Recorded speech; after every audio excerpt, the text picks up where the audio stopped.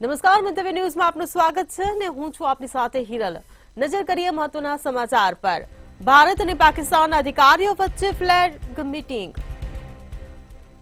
તો પાક રેન્જર્સે બીએસએફ જવાનને પકડી પાડ્યો હતો, ત્યારે ભૂલથી પાર કરી ગયો હતો બોર્ડર। તો પાકિસ્તાને હજી જવાનને નથી કર્યો મુક્ત। તો પાક રેન્જર્સે બીએસએફ જવાનને પકડી પાડ્યો।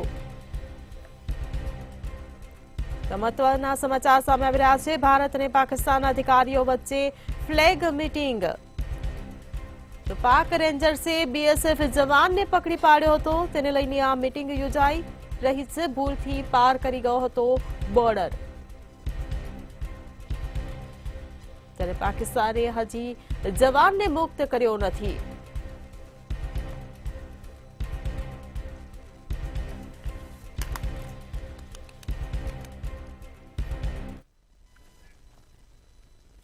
બાવીસ એપ્રિલે પહેલગામ હુમલામાં 3 ગુજરાતી સહિત 26 પ્રવાસીઓના મોત બાદ દેશ ગમગીન છે। મોડી રાત્રે મૃતકોના મૃતદેહોને ગુજરાત પરત લાવ્યા બાદ આજે સવારે મૃતદેહને અગ્નિદાહ અપાયા હતા, ત્યારે આજે રાજ્યભરમાં નિર્દોષ મૃતકોને શ્રદ્ધાંજલિ આપવા માટે ઠેર ઠેર શ્રદ્ધાંજલિ કાર્યક્રમ અને વિરોધ પ્રદર્શન જોવા મળ્યું હતું।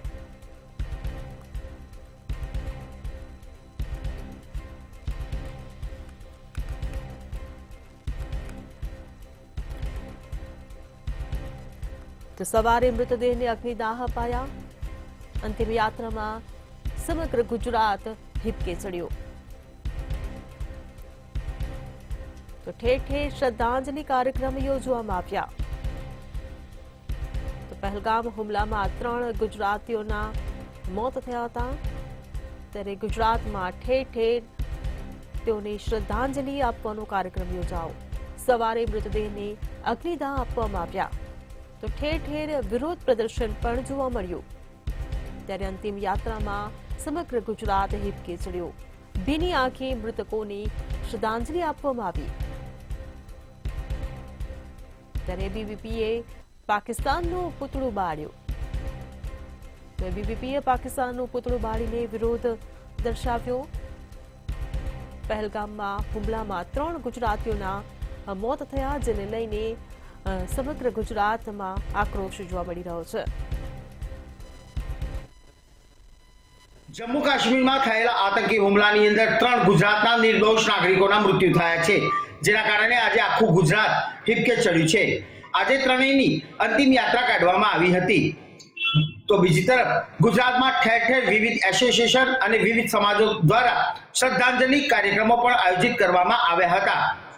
તો બીજી તરફ અખિલ ભારતીય વિદ્યાર્થી પરિષદ એટલે કે એબીવીપી દ્વારા પાકિસ્તાનનો પુતળો બાળીને એક અનોખો આક્રોશ વ્યક્ત કરવામાં આવ્યો હતો। આખી સરકાર અને ભારતીય જનતા પાર્ટીનું સંગઠન મૃતકના પરિવારજનોની પડખે ઊભું રહ્યું હતું અને શ્રદ્ધાંજલિ તેમજ તેમની સંવેદના વ્યક્ત કરી હતી। આપણે ખાસ જણાવી દઈએ કે આજે 3 નાગરિકોની અંતિમ યાત્રા પણ કાઢવામાં આવી હતી। એક અંતિમ યાત્રામાં મુખ્યમંત્રી ભૂપેન્દ્રભાઈ પટેલ ખુદ હાજર રહ્યા હતા, તો બીજી જગ્યાએ ભાજપના પ્રદેશ અધ્યક્ષ સી.આર. પાટીલે પણ વિશેષ હાજરી આપી સંવેદના વ્યક્ત કરી હતી। ગૃહ રાજ્યમંત્રી હર્ષ સંઘવી સહિતના તમામ નેતાઓએ અલગ અલગ જગ્યાએ તેમને મળેલી સૂચના પ્રમાણે મૃતકના પરિવારજનોની સાથે સંવેદના વ્યક્ત કરવા સહભાગી થયા હતા। ગુજરાતની અંદર જે આ ઘટના બની છે તે ખૂબ જ નિંદનીય છે અને વખોડવા લાયક છે, પરંતુ જે ગુજરાતના 3 નિર્દોષ નાગરિકોના મૃત્યુ થયા છે, આતંકીઓએ જે ગોળી મારી તેમની નિર્મમ હત્યા કરી છે, તે સંવેદના ગુજરાતના અનેક નાગરિકો વ્યક્ત કરી રહ્યા છે। મહાનગરોની અંદર પણ શ્રદ્ધાંજલિ કાર્યક્રમો આયોજિત કરવામાં આવ્યા હતા, તો કેટલાક નગરોની અંદર બંધ પાડીને અનોખો શ્રદ્ધાંજલિ કાર્યક્રમ આયોજિત કરવામાં આવ્યો હતો। આમ ત્રણેય જે મૃતાત્માઓ હતા તેમના પરિવાર સાથે રહી એક સંવેદના વ્યક્ત કરી અને અનોખી શ્રદ્ધાંજલિ કાર્યક્રમો ગુજરાતની અંદર આયોજિત કરવામાં આવ્યા હતા।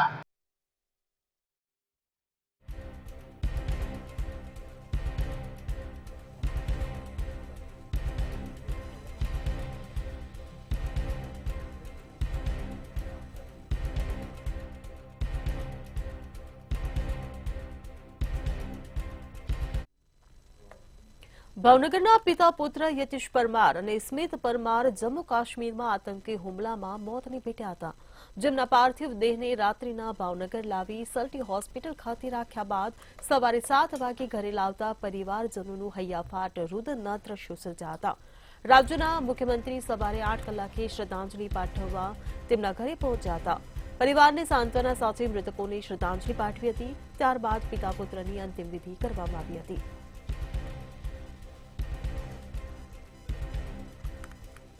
તો મુખ્યમંત્રી ભૂપેન્દ્ર પટેલે મૃતકોને શ્રદ્ધાસુમન અર્પણ કર્યા.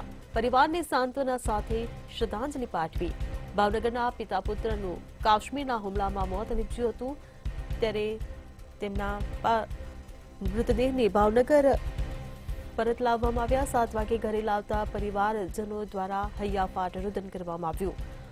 તો જીતુ વાઘાણીએ પણ શ્રદ્ધાસુમન અર્પણ કર્યા. પરિવારને સાંત્વના સાથે શ્રદ્ધાંજલિ પાઠવી. આતંકી હુમલામાં ભાવનગરના પિતા પુત્રનું મોત નીપજ્યું હતું, ત્યારે ભાવનગરમાં માતમ છવાયો.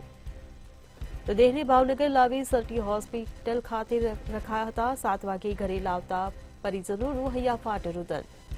તો પિતા પુત્રની એક સાથે અંતિમ યાત્રા નીકળી હતી.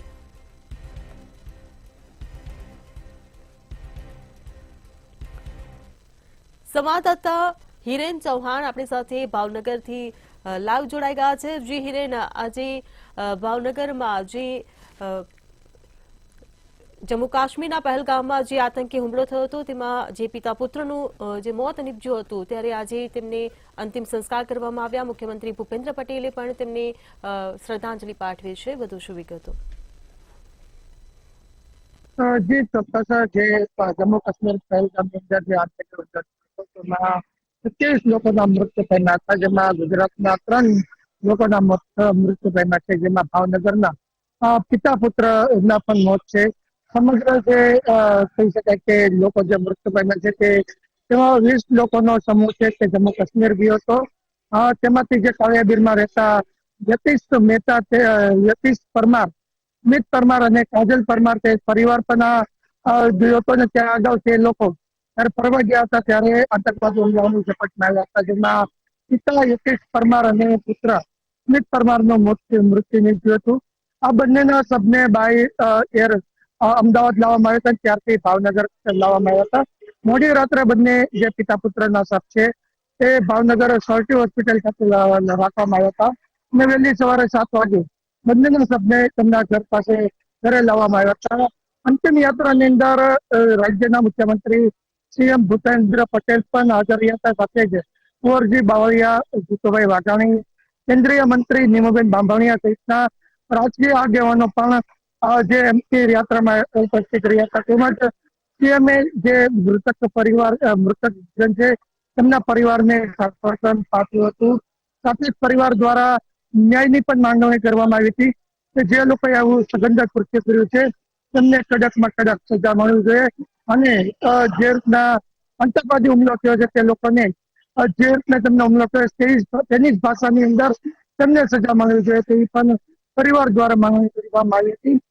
જે પિતા પુત્રનું જે અંતિમ યાત્રા હતી તેની અંદર સમસ્ત ભાવનગરના લોકો જોડાણા હતા, અને ભાવનગરના કાળિયાબીર વિસ્તાર સહિત અનેક વિસ્તારો છે તે સવારે સ્વયંભૂ બંધ રહ્યા હતા, અને મોટી સંખ્યાની અંદર લોકો છે તે અંતિમ યાત્રામાં શ્રદ્ધાંજલિ અને પુષ્પાંજલિ પાઠવવા માટે ઉપસ્થિત થયા હતી.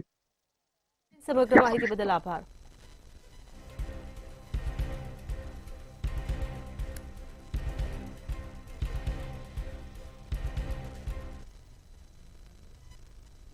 જમ્મુ કાશ્મીરમાં આતંકી હુમલામાં મૃત્યુ પામેલા સુરતના શૈલેષ કડથિયાના અબ્રામાના કઠોર સ્મશાન ભૂમિ ખાતે અંતિમ સંસ્કાર કરવામાં આવ્યા હતા. મોટી સંખ્યામાં પોલીસ બંદોબસ્ત પણ ગોઠવાયો હતો. શૈલેષ કડથિયાના અગ્નિ સંસ્કારમાં પરિવાર સહિત મોટી સંખ્યામાં લોકો ઉમટી પડ્યા હતા. આ દરમિયાન મૃતકના પુત્રએ મીડિયા સમક્ષ હુમલાની ઘટના વર્ણવી હતી. મૃતક શૈલેષ કડથિયાના પુત્ર નક્ષે કહ્યું કે હિન્દુ અને મુસ્લિમ અલગ થઈ જાઓ કહી આતંકીઓએ ફાયરિંગ કર્યું હતું. અમે તો ટોટલ 2 જ આતંકવાદીને જોવા મળ્યા હતા. આ સાથે તેણે કહ્યું કે આતંકવાદીઓ કલમા બોલી રહ્યા હતા. મુસલમાનોને તો તેમની ભાષા આવડતી જ હોય, તેઓ 3 વખત કલમા બોલ્યા, અને જે હિન્દુ હતા તેમને શૂટ કરી દીધા.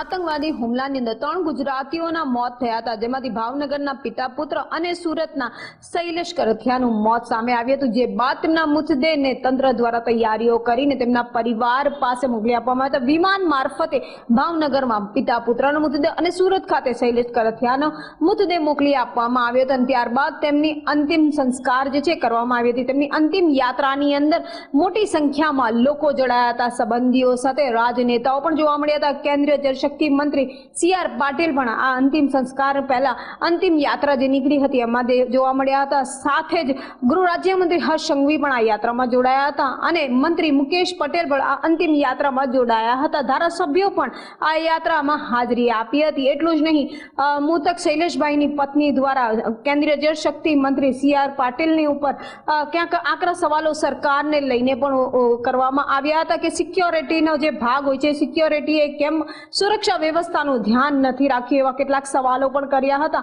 અને અંતિમ સંસ્કાર થયા બાદ શૈલેષભાઈના પુત્ર નક્ષએ પણ કે ઘટનાનું વર્ણન કર્યું હતું અને ઘટનાનું વર્ણન કર્યા બાદ નક્ષએ કહ્યું હતું કે અમે કાશ્મીર ગયા હતા અને કાશ્મીરમાં પહલગામની અંદર જ્યાં અમે ગયા હતા ત્યાં ઘોડ સવારી કરીને જવું પડે છે, એટલે કે ઘોડા સવારી કરીને, અને એ જ દરમિયાન અમે ઘોડા સવારી કરીને ત્યાં જઈ રહ્યા હતા। કાશ્મીર ખૂબ જ સારું છે, જેથી આ પહલગામમાં જવાનો રસ્તો ઘોડ સવારીથી થાય છે અને અમે જ્યારે ઘોડા સવારીથી ત્યાં અંદર ગયા ત્યારે ત્યાં આતંકવાદીઓ આવી ગયા અને તેઓ છુપાઈ ગયા હતા।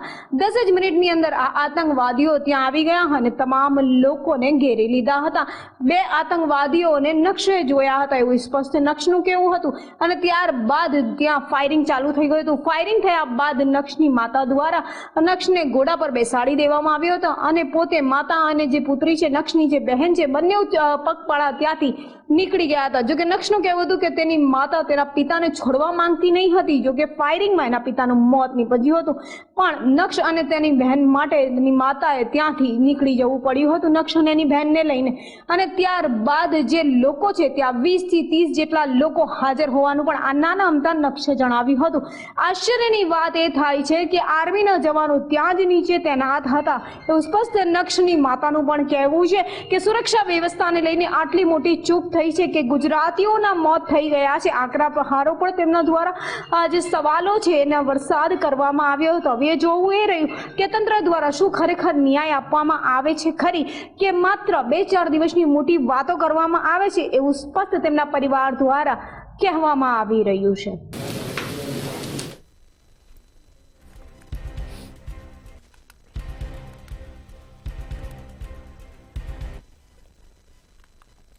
જામનગરના પ્રવાસીઓ જમ્મુ કાશ્મીરમાં ફસાયા છે। જામનગરના પ્રવાસીઓ મોરારી બાપુની કથામાં ગયા હતા। જામનગરના 4 લોકો સહિત કુલ 70 લોકો ફસાયા છે। હાલ જામનગરના યાત્રીઓ શ્રીનગરથી જમ્મુ રવાના થયા છે। આ સાથે જ જમ્મુથી જામનગર આવવા માટે કોઈ વ્યવસ્થા કરાઈ નથી।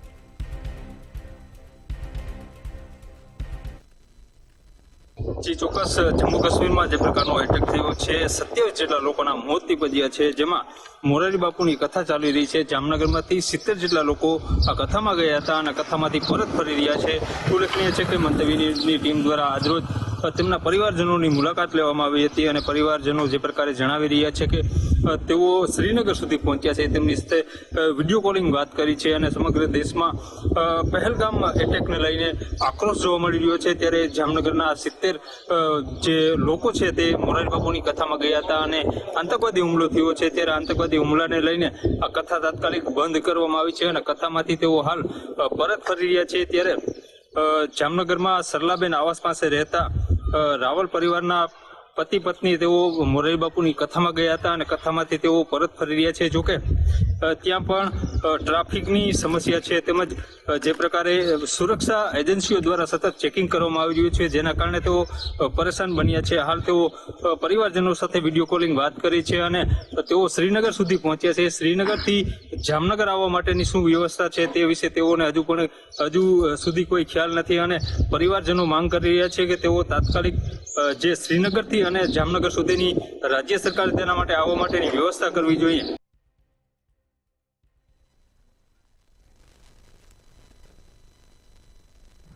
હવામાન વિભાગની આગાહી મુજબ રાજ્યમાં કાળઝાળ ગરમી પડી રહી છે। દિવસે ભારે ઉકળાટ બાદ લોકોની સાંજે ઠંડા પવનથી આંશિક રાહત મળી રહી છે અને અમદાવાદમાં 42.7 ડિગ્રી, ગાંધીનગરમાં 42.8 ડિગ્રી તાપમાન છે. ત્યારે હવામાન નિષ્ણાત અંબાલાલ પટેલે આગાહી કરી છે, જેમાં તેમણે જણાવ્યું છે કે રાજ્યના હવામાનમાં મોટો પલટો આવશે અને પ્રી મોન્સૂન એક્ટિવિટી શરૂ થશે. સૌરાષ્ટ્રના મોટાભાગના વિસ્તારોમાં વરસાદ પડી શકે છે.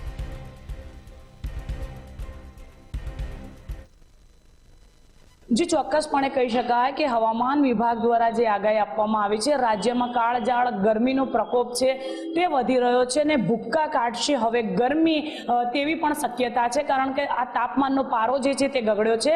13 જિલ્લાઓમાં આગાહી આપવામાં આવી છે અને કહી શકાય કે જિલ્લાના જ્યારે કહીએ તો સુરેન્દ્રનગર છે, રાજકોટ છે, કડલાલ છે, ભુજ છે, દાહોદ છે, આમ 13 જિલ્લાઓમાં આગાહી છે તે આપવામાં આવી છે. અને હાલ તો સૌથી વધારે તાપમાનનો પારો જે છે તે સુરેન્દ્રનગરમાં નોંધાયો છે. 45.2 ડિગ્રી છે તાપમાન નોંધાયું છે. અમદાવાદની જ્યારે વાત કરીએ તો અમદાવાદમાં 45.5 ડિગ્રી છે તે નોંધાયું છે અને ગાંધીનગરની વાત કરીએ તો 42.7 ડિગ્રી તાપમાન જે છે તે નોંધાયું છે. અને કડલાલની જ્યારે વાત કરીએ તો 43.5 ડિગ્રી તાપમાન નોંધાયું છે અને ભુજની વાત કરીએ તો 45.7 ડિગ્રી તાપમાન જે છે તે નોંધાયું છે. અને સૌથી હાઈએસ્ટની જ્યારે વાત કરીએ તો સુરેન્દ્રનગરમાં 48.5 ડિગ્રી તાપમાન જે છે તે નોંધાયું છે. અને રાજ્યમાં તમામ જ્યારે વાત કરીએ તો હાલ તો 13 જિલ્લામાં આગાહી આપવામાં આવી છે અને કાળઝાળ ગરમીનો પ્રકોપ છે તે વધી રહ્યો છે. સાથે વાત કરીએ તો આંધી તુફાન આવવાની પણ શક્યતા છે. હવામાન વિભાગ દ્વારા આગાહી આપવામાં આવી છે કે 8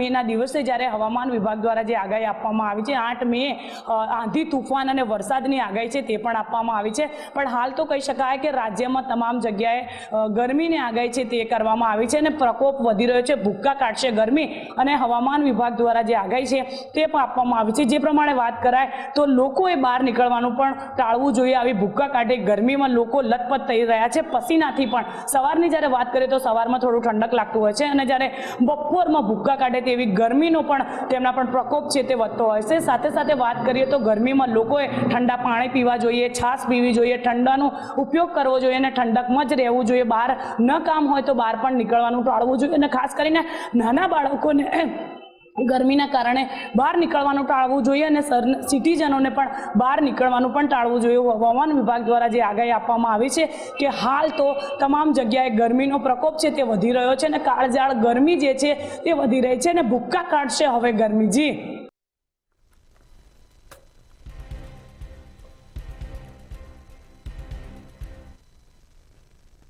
જૂનાગઢ મહાનગરપાલિકામાં છેલ્લા 20 વર્ષથી લાયકાત વગરના કર્મચારીઓની નિમણૂક થઈ રહી હોવાનો ગંભીર આક્ષેપ સામે આવ્યો છે. વિપક્ષના નેતા લલિત પરસાણાએ આ મુદ્દો ઉઠાવ્યો છે. તેમના જણાવ્યા અનુસાર માત્ર 10 થી 12 ધોરણ સુધી અભ્યાસ કરેલા વ્યક્તિઓને પટાવાળા તરીકે નિમણૂક આપવામાં આવી છે. સમય જતાં આ જ કર્મચારીઓને પ્રમોશન આપીને વિવિધ શાખાઓના ચાર્જ સોંપવામાં આવ્યા છે. કેશિયર, વાહન વ્યવહાર શાખા અને ફાયર વિભાગ જેવી મહત્વપૂર્ણ શાખાઓમાં યોગ્ય લાયકાત વગરના કર્મચારીઓ કાર્યરત છે. ચોક્કસ કે જૂનાગઢ મહાનગરપાલિકા બની તેને 20 વર્ષથી વધુ સમય થયો, પરંતુ હજુ સુધી મહાનગરપાલિકા કચેરીની અંદર જે વિવિધ શાખાઓ હોય છે તેમાં લાયકાત સ્ટાફ ન હોવાના આક્ષેપો છે તે વિપક્ષ દ્વારા લગાવવામાં આવ્યા છે. ખાસ કરીને આ વાતની સ્પષ્ટતા પણ મળી છે અને જે કર્મચારીઓની ઘટ પણ છે તેવું પણ સ્પષ્ટપણે સામે આવ્યું છે. મહાનગરપાલિકા કચેરીની અંદર જે વિવિધ શાખાઓ હોય છે તેની અંદર જે પટ્ટાવાળાઓ અને વર્ગ 3ના જે કર્મચારીઓ હોય છે તેને ઇન્ચાર્જ અધિકારી તરીકે જે તે શાખાની અંદર ચાર્જ આપી દેવામાં આવે છે અને તે રાબેતા મુજબ વર્ષો સુધી તેમને તેવી સ્થિતિમાં ચાલે છે અને જેના કારણે અરજદારોના જે કામ છે તેમજ શહેરના જે વિકાસના કામો છે તે ટલે ચડતા હોય છે. તેનું મહત્વનું કારણ એ છે કે જે લોકોને તે વિષયની જ ખબર ના હોય અને તેને તે હોદ્દો સોંપી દેવામાં આવે તો સ્વાભાવિક છે કે તે કામ ટલે જ ચડે. એટલે જુનાગઢ શહેરની અંદર રોડ રસ્તાના કામ હોય, પાણીના કામ હોય કે XYZ ગમે તે લોકોના જે વિકાસ કાર્યો હોય તે ટલે ચડતા હોય છે અને વારંવાર રસ્તાઓ ખોદવામાં આવે છે.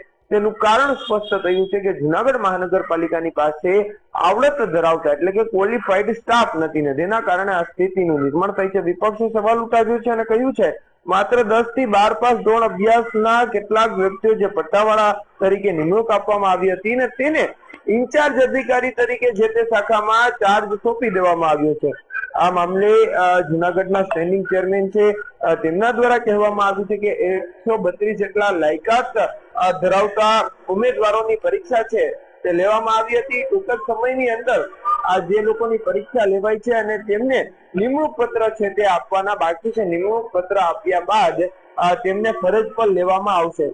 એટલે સ્પષ્ટપણે અહીં સ્પષ્ટતા એ થાય છે કે જુનાગઢ મહાનગરપાલિકા પાસે 20 વર્ષ થયા પરંતુ ક્વોલિફાઈડ સ્ટાફ મોટા ભાગનો નથી અને હવે ક્વોલિફાઈડ સ્ટાફની ભરતી કરવામાં આવી છે. ભરતી થયાને પણ 5 થી 6 મહિના જેવો સમય થઈ ગયો છે પરંતુ હજુ સુધી તેમને નિમણૂક પત્ર આપવામાં આવ્યા નથી. હવે નિમણૂક પત્ર આપવામાં કોની રાહ જોવે છે એ એક પણ મહત્વનો સવાલ છે અને વિપક્ષે આ સવાલો કર્યા છે. ત્યારે જોવું રહ્યું કે મહાનગરપાલિકામાં હવે ક્વોલિફાઈડ સ્ટાફ ક્યારે ફેરાશે.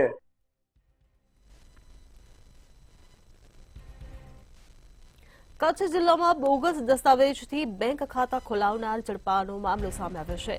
સુરતના 2 ઇસમોએ ભુજમાં નકલી દસ્તાવેજોથી અલગ અલગ બેંકમાં અગાર એકાઉન્ટ ખોલાવવા અરજી કરી ખાતા ખોલાવ્યા હતા. ઇસમોએ ખાતાના ભાડા પેટે 20,000 રૂપિયા આપવાનું નક્કી કર્યું હતું. ત્યારે ભુજ એલસીબીએ તમામ દસ્તાવેજો કબજે કરી વધુ તપાસ હાથ ધરી છે.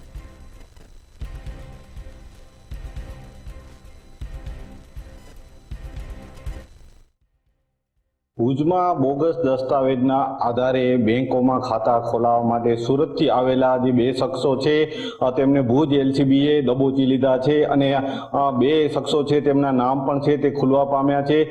જે રીતના ભુજના એલસીબી પીઆઈ છે સંદીપ ચુડાસમા અને તેમની ટીમને બાતમી મળી હતી કે જે રીતના ભુજના જે હિરાણી પાર્ક 2 છે તેમાં જે ભાડા કરાર કરી અને ભાડા કરારના આધારે જે દુકાનો રાખી અને દુકાનોમાં જે રીતના આજે કામગીરી કરવામાં આવી રહી છે જેમાં અલગ અલગ બેંકોના છે કહી શકાય તેમ એટીએમ પાસબુક ચેક સહિતના નામે આજે ખાતા ખોલાવવાની જે પેરવીમાં હતા અને કહી શકાય કે જે નાણાંની હેરફેર કરવાના જે ઈરાદે હતા તેવા 2 શખ્સોને એલસીબીએ દબોચી લીધા હતા અને આજે 2 શખ્સો છે તેમાં દીપક મારુ અને અમિત ચૌધરી નામના બંને શખ્સો છે તે ક્યાંક ને ક્યાંક આજે નાણાંની હેરફેર કરવાના ઈરાદે હતા. ત્યારે મહત્વની બાબત છે કે જે રીતના આજે 2 શખ્સો છે તેઓ જે ઝડપાયા છે તેમની પૂછપરછ દરમિયાન જ જે અન્ય એક વ્યક્તિ છે જે દિગ્વિજય તેનું પણ નામ ખુલવા પામ્યું છે અને જે રીતના તેના નામે જે 11 અલગ અલગ ખાતા છે તેમાં 33 લાખ રૂપિયાની લેવડ દેવડ થઈ હોવાનું પણ સામે આવ્યું છે. હાલ આ સમગ્ર મામલે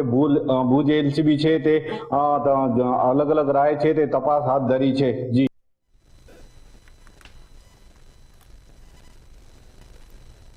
સ્માર્ટ સિટી વડોદરાના સત્તાધીશોનો અનોખો વહીવટ સામે આવ્યો છે. મહાનગરપાલિકાની સ્થાયી સમિતિ મહાનગરપાલિકાને દલા તરવાડીની વાડી સમજે છે. બોટના જમાનામાં તરાપા ખરીદવા તંત્રને મજબૂર કર્યા હતા. ગત ચોમાસામાં વડોદરામાં માનવ સર્જિત પૂર આવ્યા બાદ પણ સત્તાધીશો સંવેદનાહીન છે. તેમજ મહાનગરપાલિકાએ બોટ કરતા તરાપા વધારે વસાવ્યા છે. ફાયર વિભાગે પૂરના અનુભવે 16 બોટની માંગણી કરી હતી. સ્થાયી સમિતિએ 8 બોટ લેવાની મંજૂરી આપી હતી. મહાનગરપાલિકાએ 8 બોટ અને અંદાજિત 200 થી વધુ તરાપા વસાવ્યા હતા.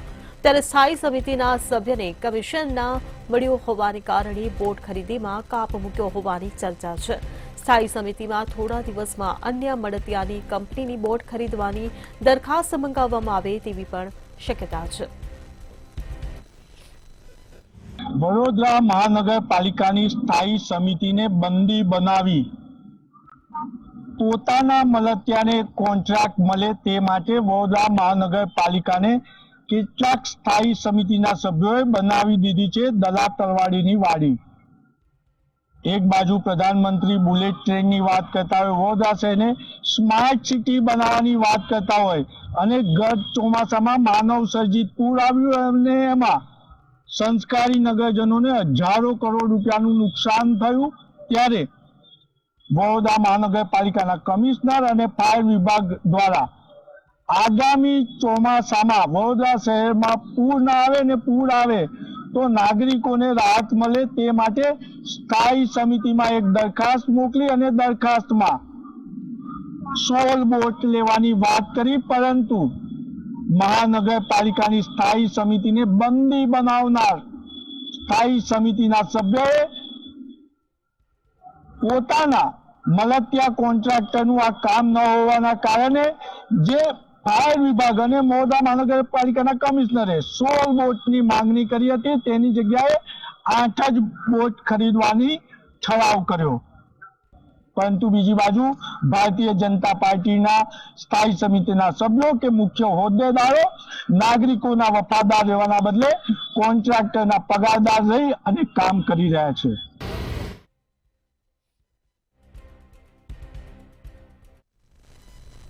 મહેસાણા જિલ્લામાં આખા જ ગામમાં રાજ્ય કક્ષાનો રાષ્ટ્રીય પંચાયતી રાજ દિવસની ઉજવણી કરવામાં આવી છે. ત્યારે રાષ્ટ્રીય પંચાયતી રાજ દિવસ મુખ્યમંત્રી ભૂપેન્દ્ર પટેલની અધ્યક્ષતામાં યોજાયો છે. આ કાર્યક્રમમાં પંચાયત રાજ્યમંત્રી બચુ ખાબડ સહિત અનેક મહાનુભાવો ઉપસ્થિત રહ્યા હતા.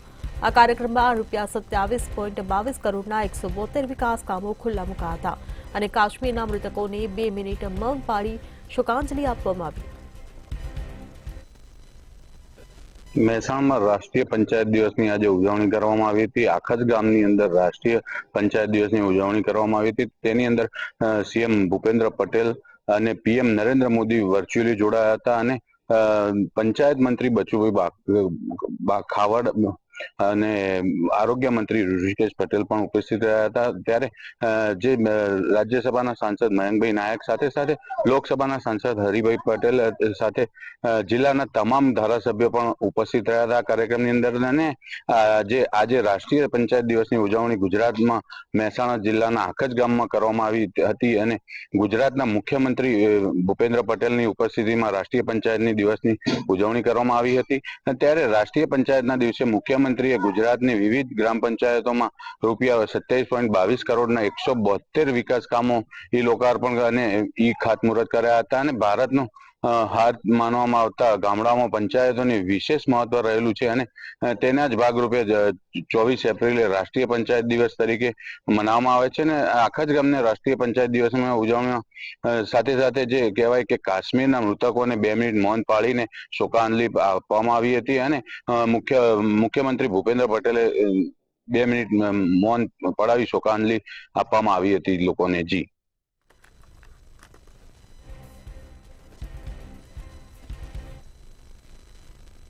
સિટી લાઈવમાં હાલ બસ આટલું જ. સમાચારોની અપડેટ માટે જોતા રહો મંતવ્ય ન્યૂઝ. નમસ્કાર.